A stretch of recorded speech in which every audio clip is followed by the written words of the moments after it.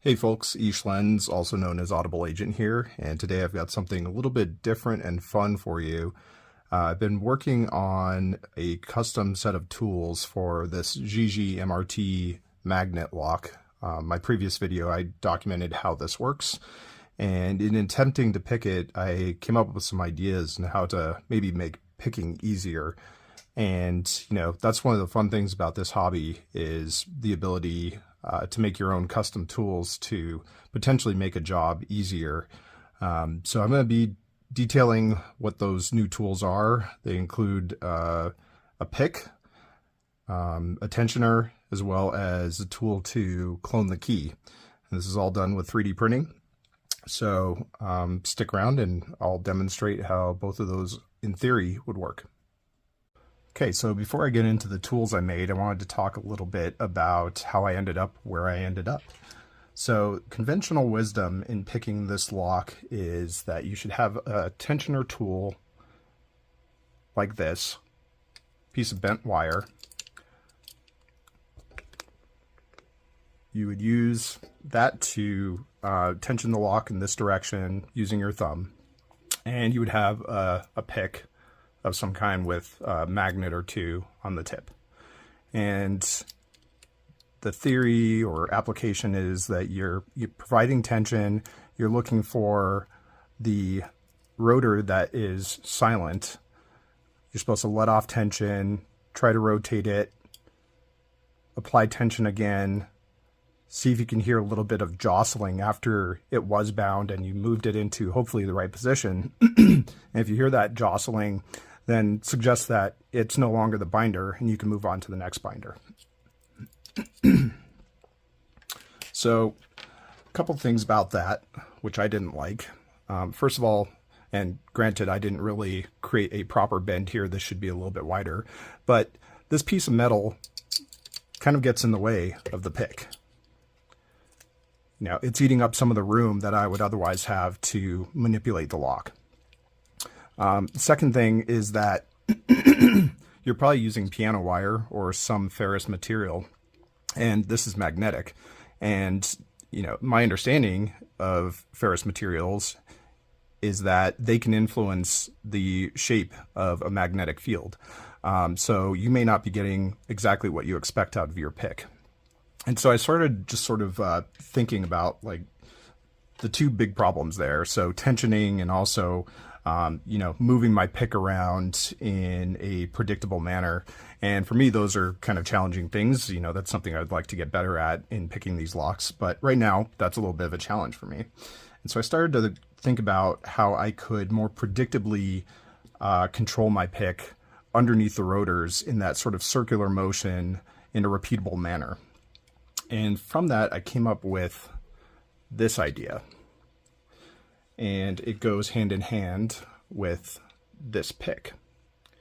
And so if you see here, we've got 4 cutouts on the top, 4 cutouts on the bottom. These top circles perfectly match up to where the rotors sit. So when you slide this into the lock, you are positioning these circles directly under each rotor. The reason there are 2 sets of these circles is that the pick that I've created has a couple nubs along with the magnet on the tip, and it uses those nubs on the bottom to act as a guide for that circular motion. And you'll probably notice too, there's a little cutout in the middle, so while you're in the lock, you can navigate to an adjacent rotor and manipulate that. And in addition, this is not only acting as a template for your pick to follow a predictable path, but it's also the tensioner. So the way this would, in theory, work is that you would put the 2 pieces together, kind of hold them in place, sandwich them, slide it into the lock. You would tension with your thumb, and then you would start manipulating the rotors.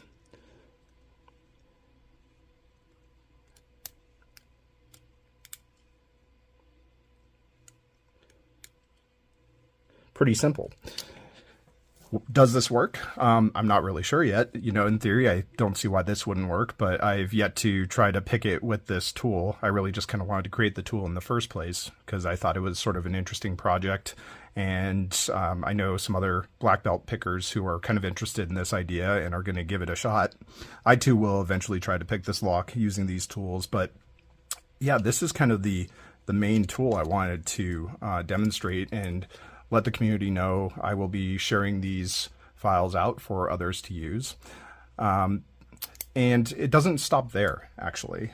One of the other things I got kind of interested in is whether or not I could clone the key. So let's take a quick look at the key. So I've got a bit of magnet paper here, and this is the key for the lock. And if you slide this under here, you can see what's going on. So let me zoom in. Okay, so what you're seeing in this key are 4 magnets on each corner, and they are oriented so that the poles are diametrically opposed. That just means, the poles are pointing away from each other. One's going this way, one's going that way. And the magnet on the bottom of the rotors inside the lock that you're trying to manipulate are also diametrically opposed.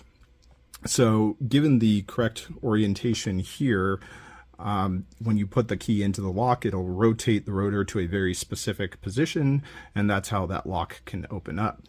So I got to thinking, is it possible for me to recreate this, again, using 3D printing? And so this is kind of a clone key that I came up with. And you might notice that I've got the orientations pretty similar. And indeed, I did get this clone key to work. Another thing you might notice, though, is that the magnetic fields in my clone key are much, much weaker than the magnetic fields in the key. So that's something to keep in mind. And the way this works is quite simple. I've got these little discs that you can place a magnet inside, and I've got a version where you can lay the magnet flat or do it like I did here, so that the poles are laying flat, so you got north and south on one side, and you can just pop this straight into this key and mess around and try to get the rotation correct and get the orientation of the fields correct, and then you can have a clone key. So I might demonstrate that in a little bit. I just messed up the orientation, and I will say that this is quite fiddly. You have to get the rotation basically perfect in order for it to work correctly, but this is just another tool I created in this set of tools. So if anybody's interested in that, be aware that this exists. Speaking of those little discs, let's say you are picking the lock and you're using this tool, and maybe you're on rotor, bottom left rotor, and you figure out that the position of the pick seems to set the rotor correctly at the 6 o'clock position. That's great. That allows you to move on to the next rotor. But that's useful information, right? So maybe you just want to get this lock picked, and maybe you had to reset the rotors for some reason and start from scratch. What if you could kind of save your position in this rotor and just focus on the next ones?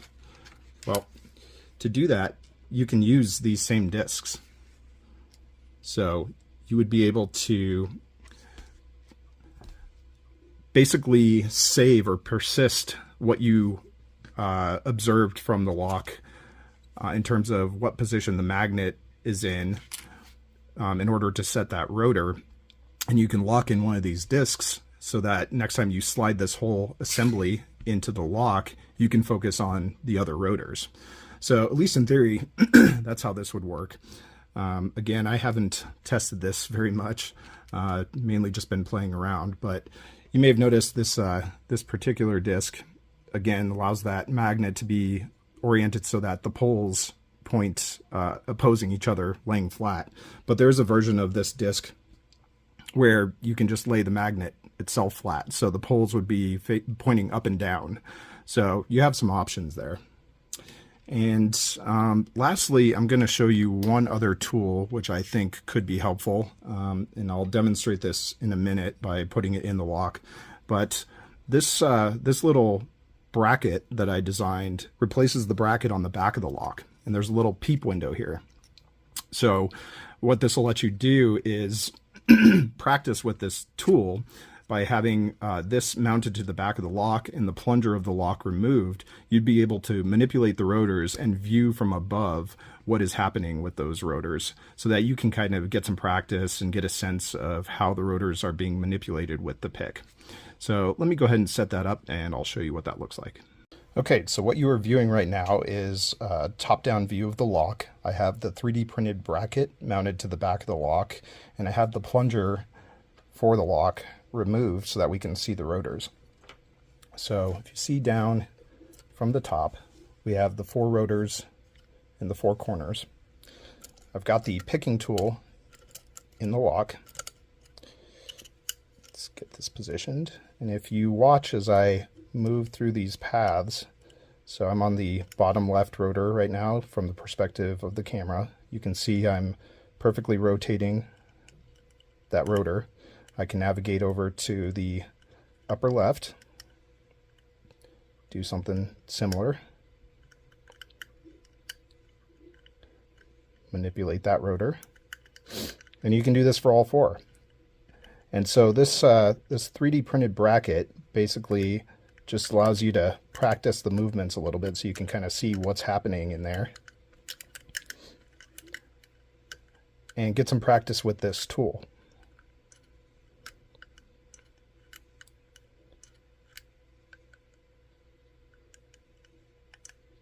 So that was the main thing I wanted to demonstrate here. So you've got yet another option for training and learning to pick this lock. Okay, so let's wrap up this video. So how can you get your hands on these files to 3D print these? I will leave descriptions to the links. I'm going to probably put this on printables, possibly Thingiverse as well. I'll leave a link to my Onshape design CAD files. And like I said, nobody to this point has used these tools to pick this lock. However, I don't see why it wouldn't work. And I don't care necessarily whether or not I'm the first one to do it with these tools. I'd be just as happy with anybody out there in the community trying it and getting it open first.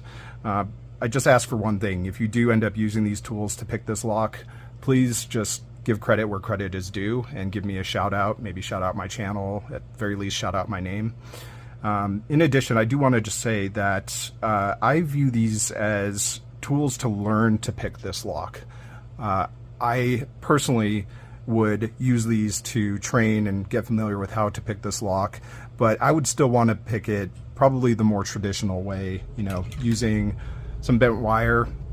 And, you know, it's fine, I think, to use this pick, but I think this gives you such an upper hand in manipulating the rotors that it almost borders on cheating. So I hope others share that sentiment, that, you know, view this as kind of a training aid more than anything. But if you're going to maybe put a video up for LPU and how to pick this lock, maybe do it the more traditional way. That being said, you know, maybe it's fine to use this, I don't know. But yeah, I thought this was super interesting, really fun little project, and I look forward to hearing from others who give this a try and give me some feedback, let me know how it works. And don't forget too, you have kind of this key cloning mechanism built into the system as well. So with that, I hope you guys have a good day. Hope you enjoyed this content. Talk to you later. I was just curious if I could, and I can.